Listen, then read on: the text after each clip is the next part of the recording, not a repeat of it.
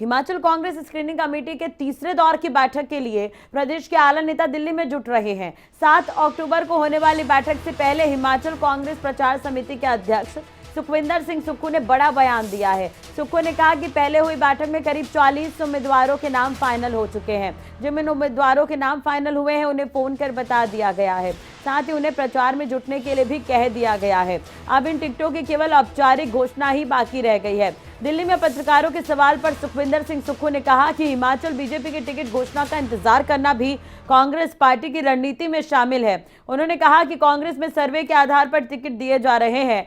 केंद्रीय आला कमान के साथ प्रदेश स्तर पर भी सर्वे हो रहे हैं। सर्वे के आधार पर जिताऊ उम्मीदवार को ही टिकट दी जाएगी, लेकिन लगातार मंथन का दौर जारी है और स्क्रीनिंग कमेटी की बैठक जो है वो दिल्ली में होनी है।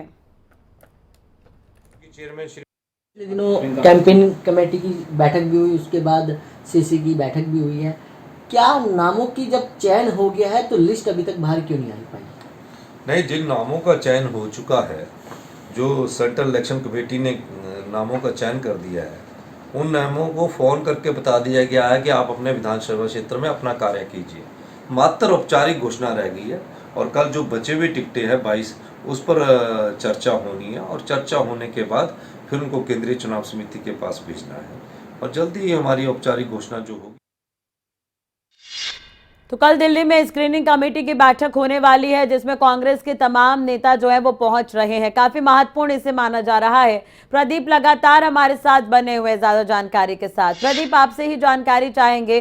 कांग्रेस भी कहीं ना कहीं चुनाव की तैयारियों में जुट गई है, तो कांग्रेस दिल्ली में कल मंथन करने वाली है, पूरी जानकारी।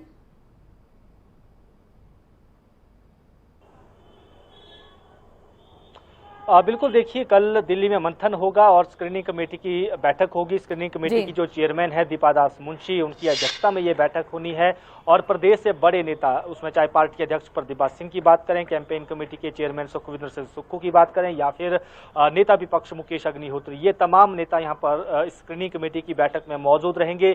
कार्यकारी अध्यक्ष जो हैं वो भी मौजूद रहेंगे और भी जो पदाधिकारी हैं, बड़े पदाधिकारी, वो इस बैठक में मौजूद रहने वाले हैं। और इसमें जो पिछली स्क्रीनिंग कमेटी की बैठक हुई थी उसमें जो नाम रह गए हैं, जहां पर थोड़ा पेच फंसा हुआ था, उस पर चर्चा इस बैठक में होनी है। और जानकारी है कि 21 से 22 सीटें ऐसी हैं जो पिछली स्क्रीनिंग कमेटी की बैठक में चर्चा की। प्रदीप बने रहेगा हमारे साथ। डिप्टी सीएलपी लीडर हमारे साथ जुड़ चुके हैं, चौहान जी हमारे साथ जुड़े हुए हैं। चौहान जी, बहुत बहुत स्वागत है खबरें अभी तक पर आपका। थैंक यू जी। एक तरह से देखा जाए चौहान जी, कल कांग्रेस मंथन करने जा रही है 68 विधानसभा सीटों पर। हिमाचल प्रदेश में विधानसभा चुनाव हो रहे हैं, उससे पहले कांग्रेस की कितनी तैयारी है और किन किन मुद्दों पर कल बातचीत होगी, चर्चा होगी? क्या टिकट को लेकर जल्दी ऐलान कर सकती है कांग्रेस? नहीं, टिकट से संबंधित जो हमारी कमेटी मीटिंग है, टिकट की स्क्रीनिंग कमेटी की, वो 2-3 बैठक हो चुकी है। बहुत सारे नाम फाइनलाइज हो चुके हैं। कुछ चुनाव क्षेत्र है जहाँ पर जो शॉर्टलिस्टेड नाम है उसमें थोड़ी सी मतभेद है, उस पर चर्चा होगी कल। और मुझे लगता है कांग्रेस की जो सूची है चुनाव की कैंडिडेट की, वो जल्द घोषित हो जाएगी। मैं कह सकता हूँ कि राउंड अबाउट हमारा कुछ 75% जो है टिकट जो है वो उस पर कंसेंसस हो गया हुआ है। ये तीनों जो सिलेक्शन कमेटी में कैंडिडेट डिसाइड कर लिया हुआ है जी। अब ये तो ऑफिशियल जो है वो उसके बाद सोनिया गांधी को सेंट्रल इलेक्शन कमेटी में जाएगी और सोनिया गांधी जी की मोहर लगेगी और फिर वो पब्लिकली आउट हो जाएगी। जी, लेकिन चौहान जी, जिस तरह से बार बार आरोप लग रहे हैं कांग्रेस पार्टी पर कि 2 धड़ों में बंट गई है कांग्रेस, क्या वाकई पार्टी की यही स्थिति है प्रदेश में? नहीं, देखो ये तो मीडिया क्रिएटेड स्टोरीज हैं। कांग्रेस पार्टी एक है और कांग्रेस की कोई धड़बाजी नहीं है। अब आप ये देखेंगे कि राउंड अबाउट 80% टिकट्स पे हमारे जो वरिष्ठ नेता हैं उनका कंसेंसस हुआ है जी। अब ये देखा जा रहा है कि जो जीतने वाला कैंडिडेट कौन है। कांग्रेस हाईकमांड ने सर्वे भी करवाया है और जो जीतने वाला कैंडिडेट होगा उसको टिकट मिलेगा, वो जिस मर्जी धड़े से हो। और धड़ा तो अब राजनीति में तो हर पॉलिटिकल पार्टी में, चाहे बीजेपी में भी धड़े हैं।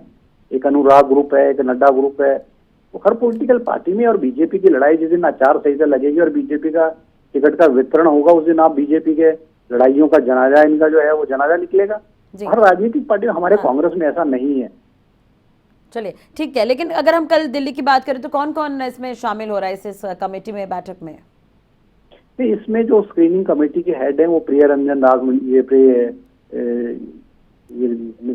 ये देशमुख प्रिंस है, जी और शुक्ला जी होंगे, प्रतिभा सिंह जी हैं, सुखविंदर सुक्खू है, मुकेश जी, अग्निहोत्री है, और हमारे जो सेक्रेटरीज हैं, 3 सेक्रेटरीज हैं वो होंगे। दीपा दास मुंशी जो है वो चेयरमैन है हमारे स्क्रीनिंग कमेटी। जी जी तो ये लोग होंगे 5, 6, 7 लोग होंगे। वो कंसेंसस होंगे, बहुत कम सीटें बची है जहाँ पे भी कंसेंसस नहीं हुआ है। चले ठीक है, बहुत बहुत शुक्रिया चौहान जी खबरें अभी तक से बातचीत करने के लिए और ये तमाम जानकारी देने के लिए। प्रदीप लगातार हमारे साथ बने हुए हैं। जी प्रदीप, अपनी बात पूरी करिए।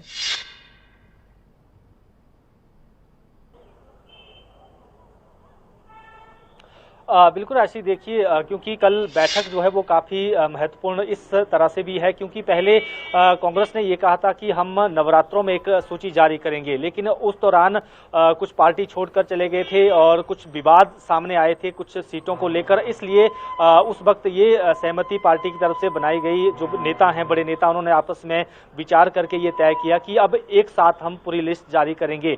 हालांकि अभी भी इसको लेकर संशय है कि क्या एक साथ ही लिस्ट जारी होगी या फिर उसको अलग अलग तरीके से जारी किया जाएगा। लेकिन जो कल की बैठक होनी है उसमें जो बची हुई सीटें हैं उन पर खास तौर पर मंथन होना है, और जहां पर पैनल में जहां पर ज्यादा नाम है, जैसे शिमला की बात करें, यहाँ पर पैनल में बहुत सारे नाम है, 7-8 लोगों के नाम जो है वो यहाँ पर कुल मिलाकर हैं। तो ऐसे में ये जो है एक तरह से पेचीदगी वाला काम रहेगा स्क्रीनिंग कमेटी के लिए कि इनमें से कौन कैंडिडेट बनाया जा सकता है, किसका सिंगल नाम केंद्रीय चुनाव समिति को भेजा जाएगा। इसी तरह से कुछ और सीटें हैं। बंजार की सीट की अगर बात करें, वो टिकट के लिए भी दिल्ली तक पहुंच गए थे आदित्य विक्रम सिंह, और वहां से पंडित खिमीराम शर्मा, उनका नाम भी चर्चा में चल रहा है, जो भाजपा छोड़कर कांग्रेस में आए हैं, पार्टी के अध्यक्ष भी रहे हैं भाजपा में।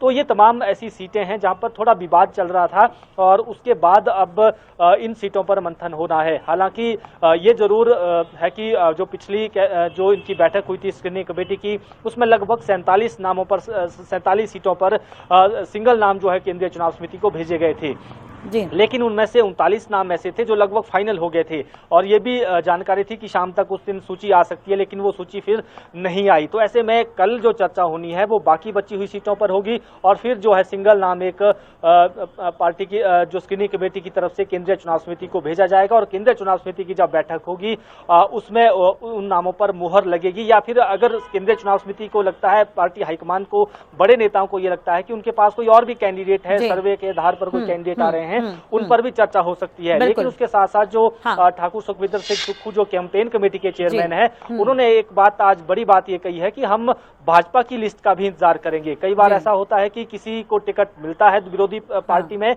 लेकिन कोई और विरोध करना शुरू कर देता है, तो कई बार जहां पर कमजोर कैंडिडेट हैं किसी भी राजनीतिक दल के, तो वो दूसरे दलों से भी हम कह सकते हैं हायर कर लेते हैं कई बार इस तरह के उम्मीदवार। तो इस पर भी नजरें रहेंगी, दोनों दलों की एक दूसरे पर नजरें रहेंगी।